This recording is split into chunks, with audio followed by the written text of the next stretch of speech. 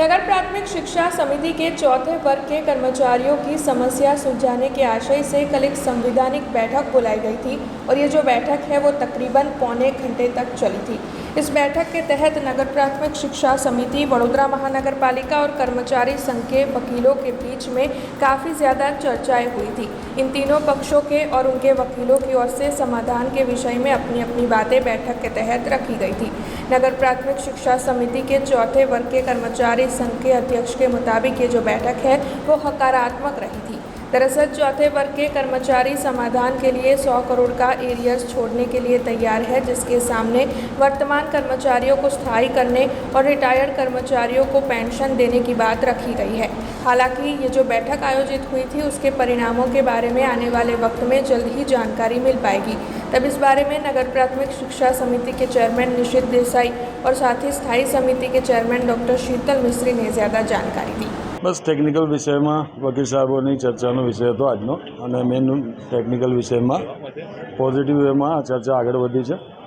હજુ આવનાર દિવસોમાં હજુ બેક ટુ બેક આની મિટિંગો ચાલુ રહેશે, પણ જેમ જેમ મિટિંગો જતી જશે અમે માનો કંઈક સારું નિરાકરણ આવે એ દિશામાં પ્રયાસ ચાલી રહ્યો છે।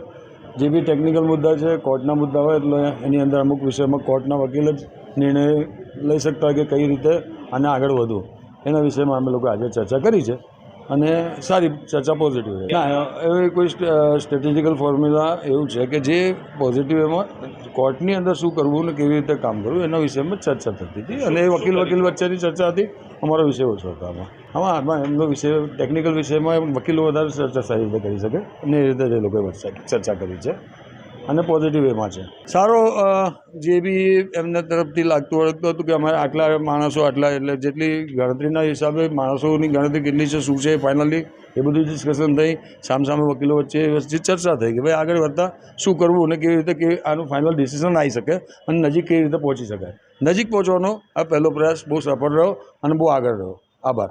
1993થી લગભગ 570 જેટલા વર્ગ 4ના કર્મચારીઓ શિક્ષણ સમિતિમાં પ્રોબેશન પીરિયડ અને ત્યારબાદ ક્રમશઃ કન્ટિન્યુઅસ નોકરી કરેલી છે। એ લોકો લેબર કોર્ટમાં ગયા હતા, લેબર કોર્ટનો ચુકાદો એમની તરફેણમાં આવ્યો હતો, ત્યારબાદ એ લોકો અપીલમાં હાઈકોર્ટમાં ગયા છે, સામે કોર્પોરેશન પણ અપીલમાં છે, શિક્ષણ સમિતિ પણ અપીલમાં છે અને આખો મામલો સબ જ્યુડિસ છે।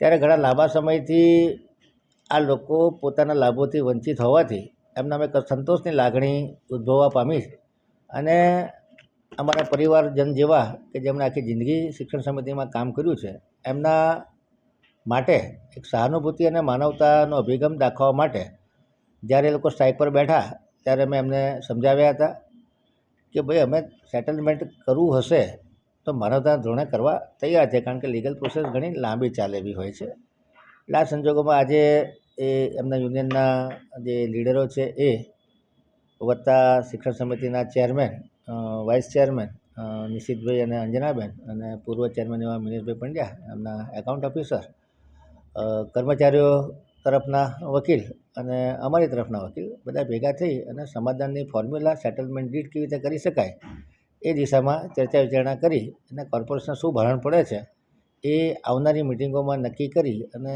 કોઈ વસ્તુ ફાઇનલ થાય ત્યારબાદ સેટલમેન્ટ ડીડ કરી અને ઇનસાઇડ કોર્ટ સેટલમેન્ટ પોસિબલ છે કે કેમ, શું ભારણ આવે છે, આ તમામ પાસાનો વિચાર કરી અને એમની જે કમિટી બની છે એમાં આ વિચાર મૂકવામાં આવશે અને ત્યારબાદ કમિશનર સાહેબ જે નિર્ણય લે એ પ્રમાણે કોર્પોરેશન આમાં સેટલમેન્ટ કરશે।